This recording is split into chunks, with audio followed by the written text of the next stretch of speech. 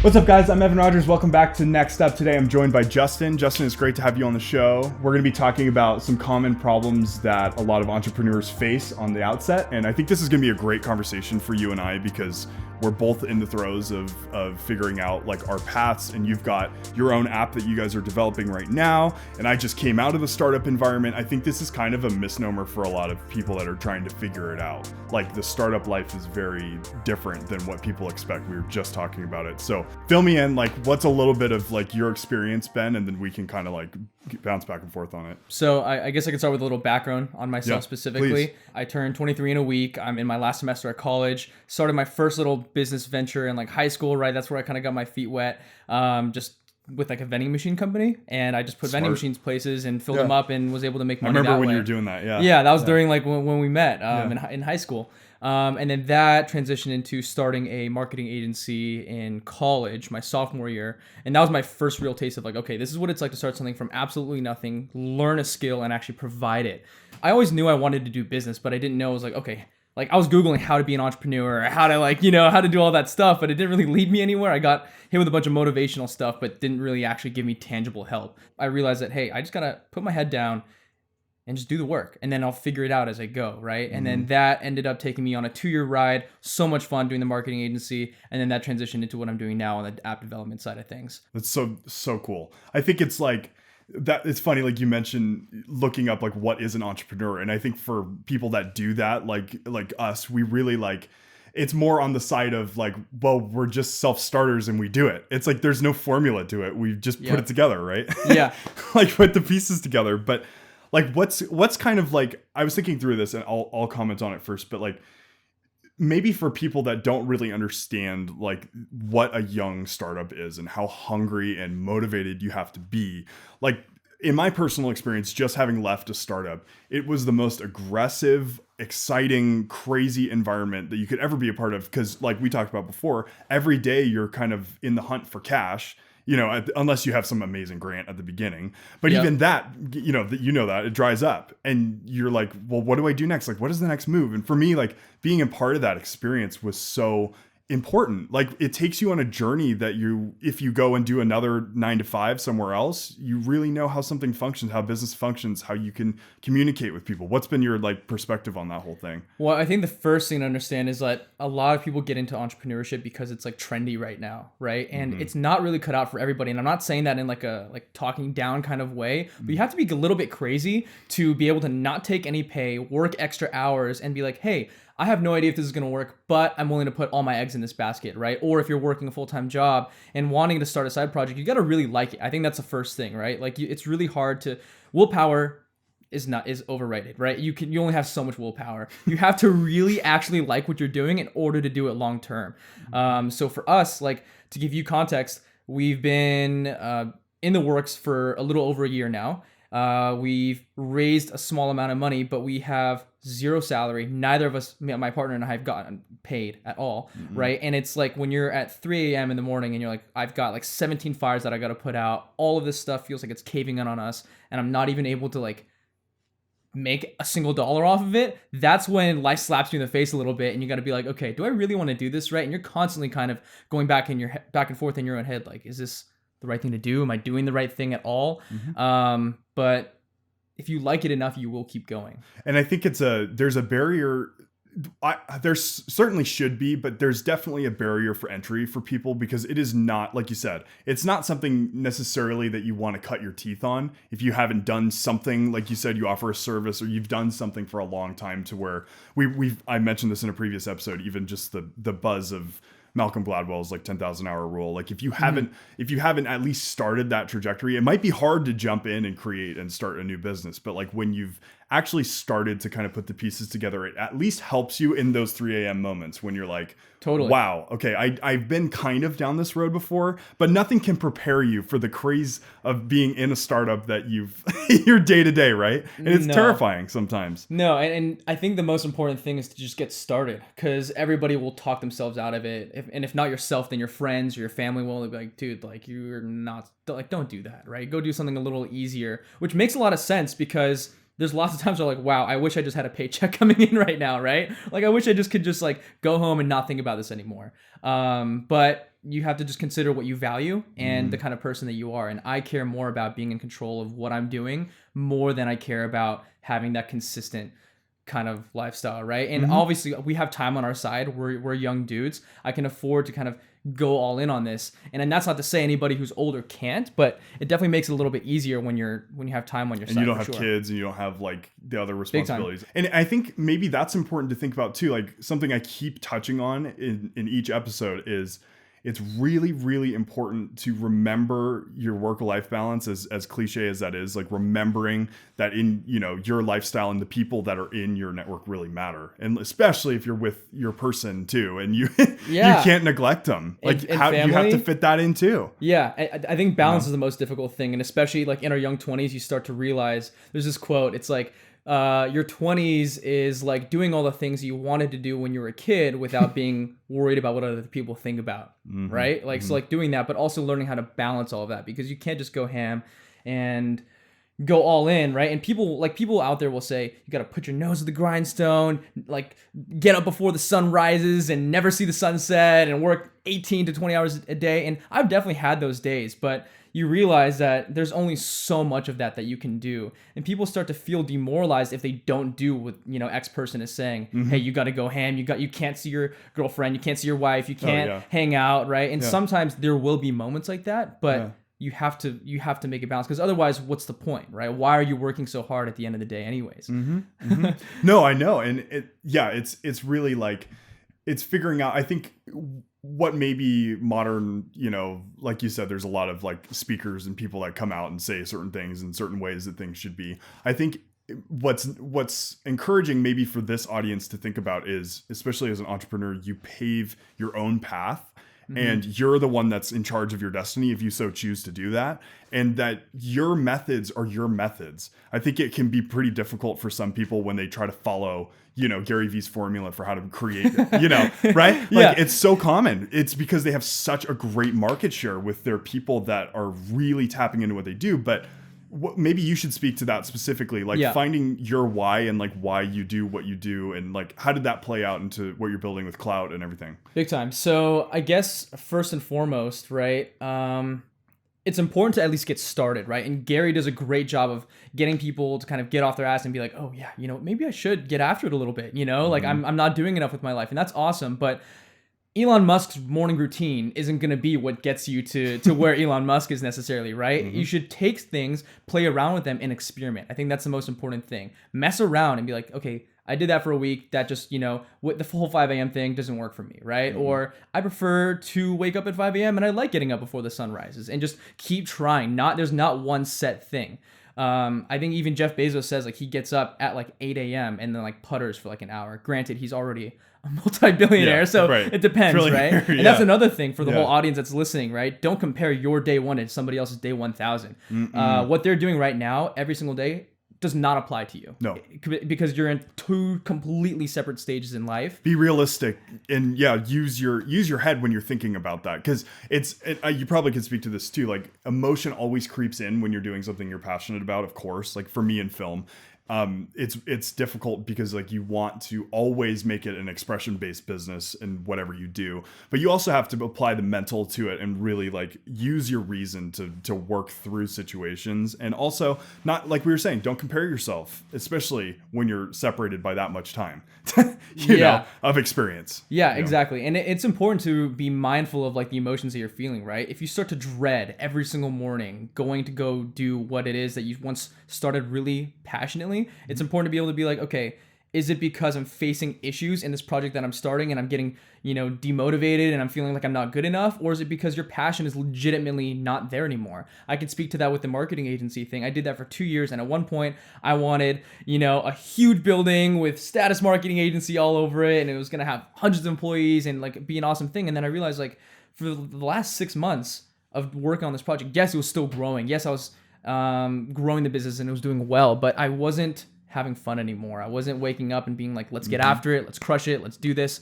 And then that's when I realized I'm super unhappy. And that bled into relationships, that bled into relationships with everybody, not only my girlfriend, but with my family and my friends. I was not a fun person to be around because that crept into every other aspect of my life. I stopped working out. I stopped doing all the things that I like to do because of the emotional impact that I had in terms of the relationship with me and my business. So it's really important to make sure that like you're actively being aware, like check in with yourself, right? Like, okay, take inventory of how you feel, of where things are actually going tangibly, because sometimes people go way too far into one or the other. Either my happiness is dictated by the revenue, or my happiness is just dictated by literally like how my emotions are, right? And again, going back to the balance thing, you have to have both. And everybody's human too, right?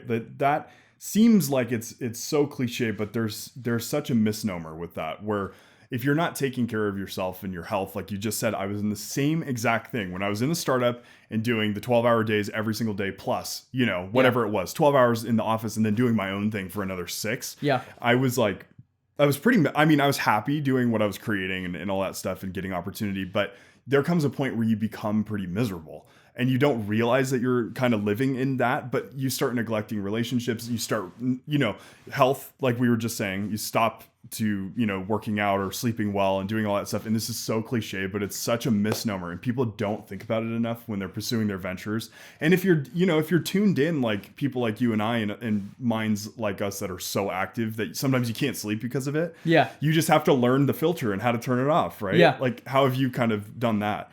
Well, being aware it's so easy for me to say, right? But you have to have these check-ins, and then when you're starting to feel that resistance that everybody feels, like, oh man, like, am I just gonna keep doing this for the rest of my life? Just be like, you know what, it's okay, I'm just gonna go take a walk, I'm not gonna touch my phone, I'm just gonna go do what I need to do. And it's hard to do one or the other, and you keep mentioning how things are cliche, right? And people are like, oh, that's so like mainstream, everybody says that, but it's true. That's why people say it in the first place. Self-care is super, super important. But at the same time, I'm not saying you should never work an 18-hour day. There will be days like that. There will be full weeks like that as well. But just be aware of how you're spending your time and just check in with everybody around you and check in with yourself. When you look in the mirror and you're like, oh wow, I look a lot worse than I used to, you know, maybe that's a telling sign. Indicator, yeah. Or when you're laying down in bed and you just almost pass out, that means that you are working really hard, yes, but you probably aren't resting enough either. And I like to say this a lot, you can't race a Ferrari without fuel, right? It's like, what's the point? You can't just keep mashing the pedal to the metal. That's awesome, but that's only going to get you so far. You're going to dry up, you're going to run out of gas, and you're going to be nowhere. Who cares that you have this awesome car? You're not going to go anywhere. So you got to refuel. Yeah, and I think that's really important, and maybe like to take because we've definitely put the foot on the gas, because I'm sure people like you and I can just go all day. Keep going. But like, I think even zooming out a little bit too, like, I think something that's important to think through, and maybe something we can touch on is, I think, you know, I don't want to point anything or call anybody out, but I think the way that, you know, American education system works, like through our experiences in high school and whatnot, a lot of times we're kind of groomed to fit a mold.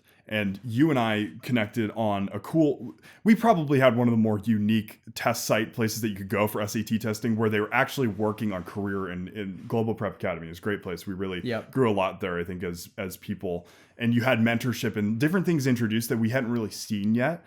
But I feel like so much of education tries to push you to fit roles, and they make you think, it seems to me, that you got to stay there for your whole career, right? And then you don't leave, and you're just at the 9 to 5 your whole life.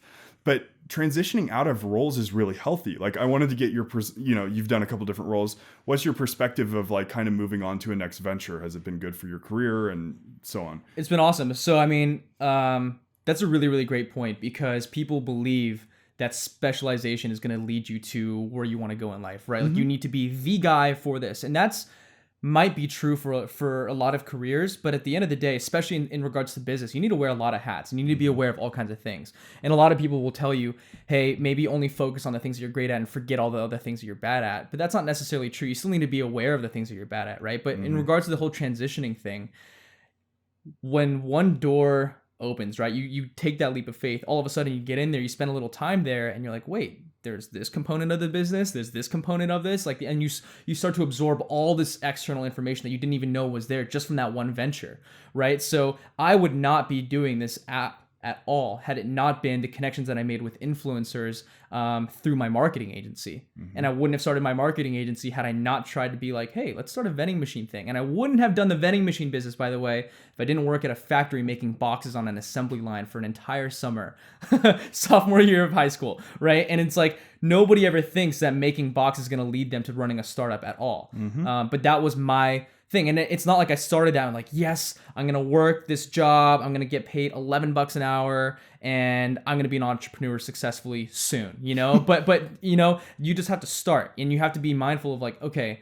you're not too good for anything. A lot of times people are like, you know, I'm not going to start this because like I'm too good for that, or vice versa. I think I'm not good enough for it. It's like, dude, just try it. I ran a marketing agency learning everything off the internet. I learned off Reddit, YouTube, and Google searches. And you can figure it out. There's so much information out there. It's so okay for you to be into something and then realize, I'm going to pivot this way. Or I'm just going to close that book completely and then go somewhere else. That's totally cool too. There's nothing wrong with it. That's the thing is, I love what you said there because, you know, I think I want to touch actually back on the point that you made about going all the way back to your roots. I think that was really cool for people to see because yeah, you're 23. I'm 23. I've had a similar story to you where I've kind of started at the very bottom where I fit a need, right? You offer a service, you get good at a service and you can be hired, right? At a 9 to 5 and you can be good at that.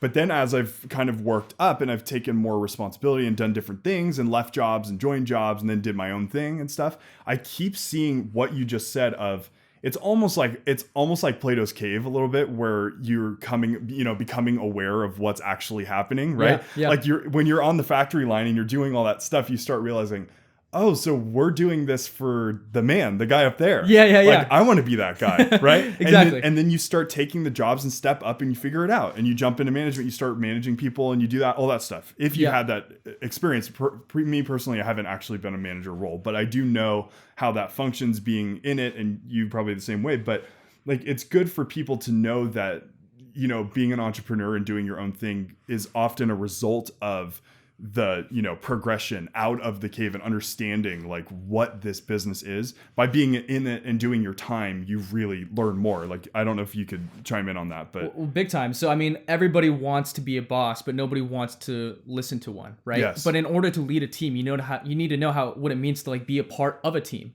and be told what to do, right? And through that, I think communication is a big component because you learn how you prefer to communicate and how other people prefer to receive your style of communication, right? And that's the whole concept of team building. It's like telling people how to do a certain thing. And I think just in regards to today and like what's relevant now is that you see all these motivational quotes on Instagram, people posting, you know, success stuff and all of these, you know, they call it success zombies, right? People who consume all this content, but there's no action at all. I've definitely fallen victim to that before where I'm just clicking through, I'm like, wow, I feel great about myself, you know? And you're listening to all these podcasts and you feel awesome, right? But then all of a sudden you're just consuming and then you're like, you know what? I did it. And then you go back to doing your normal life. It's like, what's the point? The whole point of that was to get you the tools to be able to start, right? And I think that's the most important thing. But to be a boss, at the end of the day, you need to learn how to be an employee as well. So there's no shame in being like, yeah, like I'm not qualified to lead a team yet, so I'm just going to be part of one,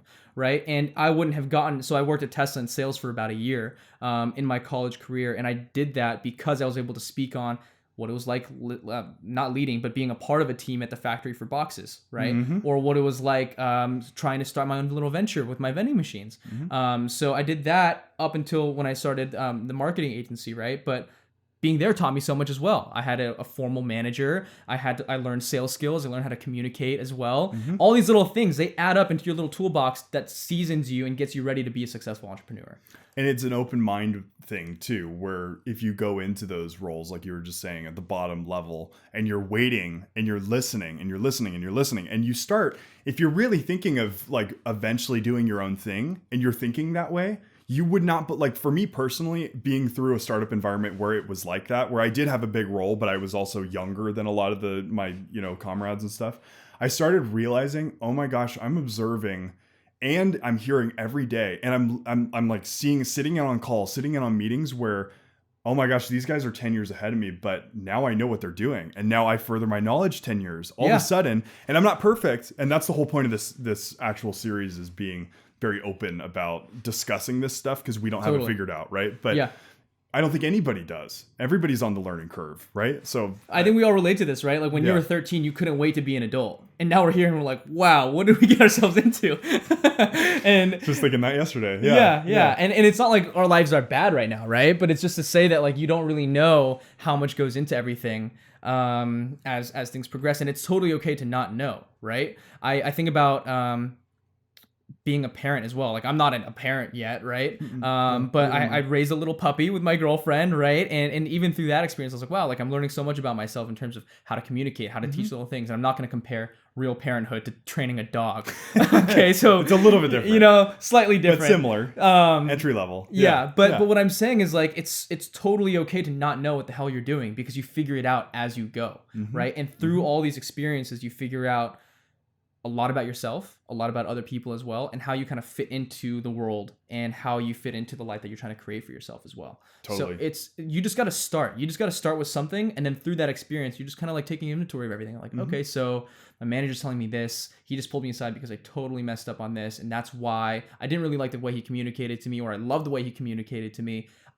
Remember that, right? So I'm not going to do that, or I will do that. Exactly, right? So all of the things, like the way I run my company now is from all the things that I either loved or hated about my previous jobs, right? So for example, I loved how open the workspace was at Tesla, and we had these weekly check-ins. They would always make sure like, hey, how are you doing? You know, how do you feel? It wasn't just how many cars did you sell? You know, how was the process? You know, like it wasn't just that. While those were still important, you know, you still focused on it, but you also check in like, hey, how are you doing? You know, and they got to know you as a person. And that was a big thing that I took with me into running the business. And that's why they're growing. And that's what, they do an incredible job. And so they give you Elon's personal email when you work there, actually. So you can technically write him. I don't know how many times he's going to actually like respond to you. He's so busy, right? But the whole idea is, you can be at the bottom of the food chain, which I was, right, as a sales floor employee guy, and you don't have to go to your manager's manager to complain about something that happened in the workplace. You can go straight to Elon Technic and be like, hey, this just happened. You should get on it, right? And he has a team, obviously, going through his emails and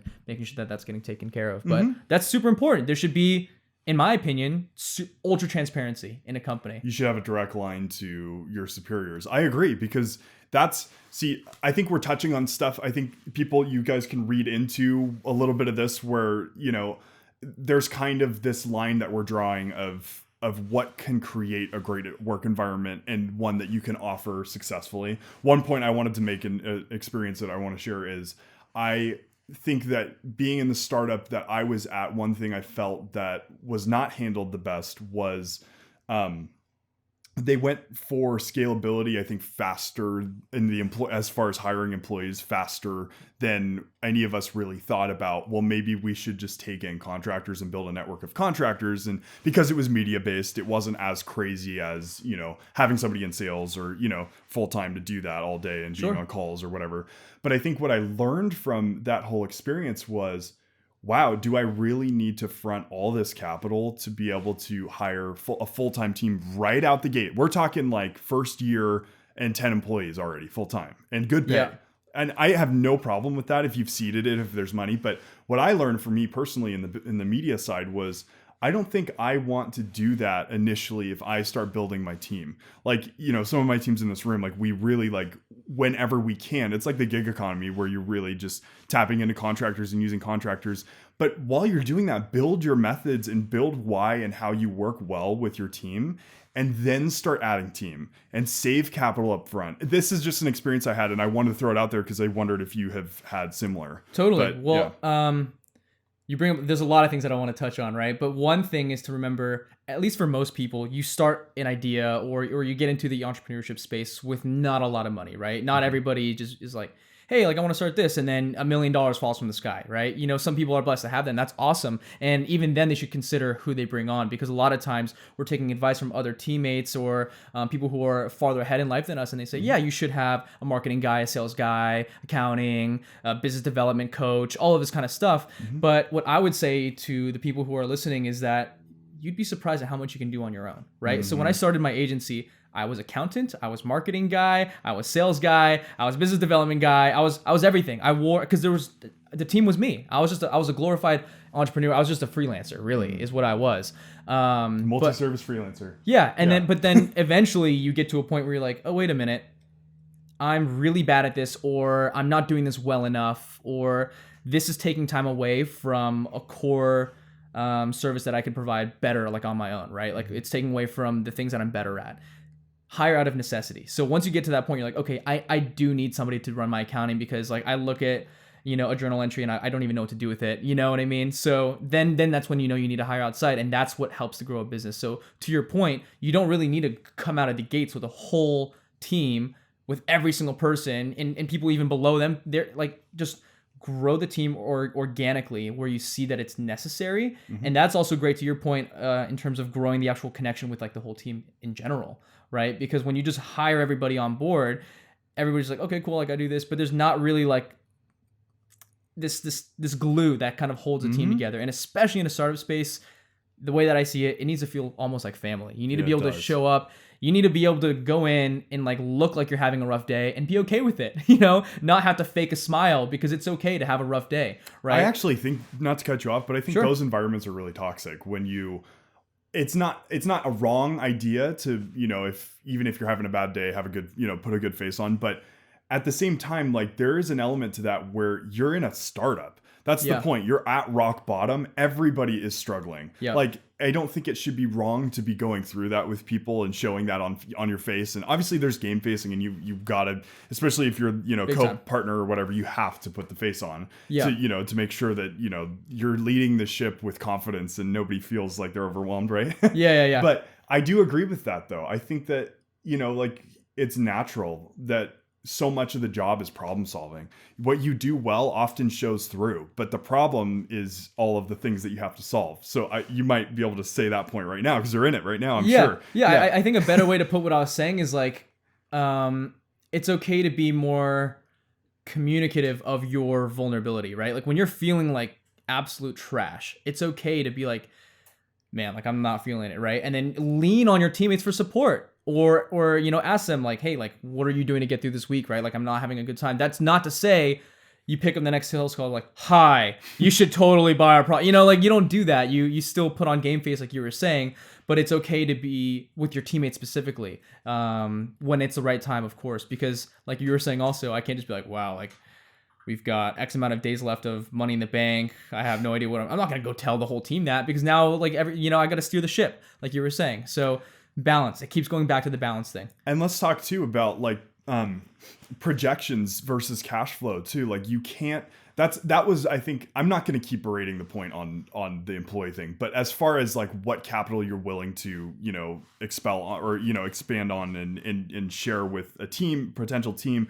it's something that I've tried to get in the mindset of is you get so used to hearing no on stuff. Obviously that's another kind of buzzword topic, but like, when you really think about it, it's if you're making moves based on projections of what's coming in, it becomes tough sometimes to like, you're not actually, that deal could fall through any day unless you put pen to paper and there's a contract, you know, like it's simple stuff, but like, I don't think this generation of people, I certainly didn't think about it until last year.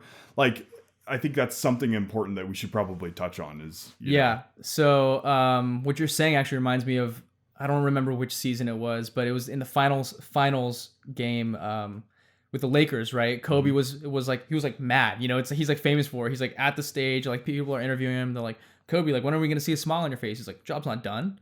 So like, he's, you know, won like the second game. He's basically like on a really good track to winning the whole championship, right? But he looks upset. And because at the end of the day, to him, in his mind, the job wasn't complete. The same way I used to fall victim to this as well. Like, I just got off the phone with this investor. He seems super pumped. He seems like really on board. He likes what we're doing. We're going to have a follow-up call next week. And I go tell the whole team, everybody's pumped up. Next week comes by, no answer. The second week comes by, no answer. I follow up, months. And then you're like, wow, like I just hyped myself up for nothing, right? And I just let down the whole team. So it's really good to get excited and use that as fuel for your motivation to get to the end goal. But at the end of the day, it's not really going to matter unless, like you said, pen is to the paper, contract is signed, money's in the bank. That's the most important thing.